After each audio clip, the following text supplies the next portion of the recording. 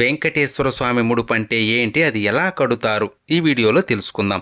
పిలిస్తే పలికే కలియుగ దైవం, కోట్లాది భక్తులకు ఇలవేల్పు, ఆపద మృక్కులవాడు, అనాథ రక్షకుడు, కొలిచిన వారికి కొంగు బంగారమైన ఆ శ్రీనివాసుడే కష్టాన్ని కడతీర్చే దైవం అని భావించి స్వామివారికి తమ కోరికలు చెప్పుకొని ముడుపు కడతారు. స్వామివారికి ముడుపు శనివారం ఉదయం దీపారాధన చేసి ముందుగా వినాయకుడికి మీ కోరిక చెప్పి స్వామికి ముడుపు కడుతున్నాను, సంకల్పం నెరవేరాలి అని కోరుకొని ఒక తెల్లని బట్టకి పసుపు తడిపి ఆరబెట్టి బట్టకి 4 వైపులా కుంకుమ పెట్టి అందులో 11 రూపాయలు లేదా స్థాయిని బట్టి కొంత డబ్బును స్వామిని స్మరించుకుంటూ పెట్టి మీరు ఎందుకు ముడుపు కడుతున్నారో మనస్ఫూర్తిగా భక్తిగా స్వామికి చెప్పుకొని డబ్బు పెట్టిన పసుపు బట్టకి 3 ముడులు వేసి స్వామి ఫోటో లేదా ప్రతి ముందు పెట్టాలి.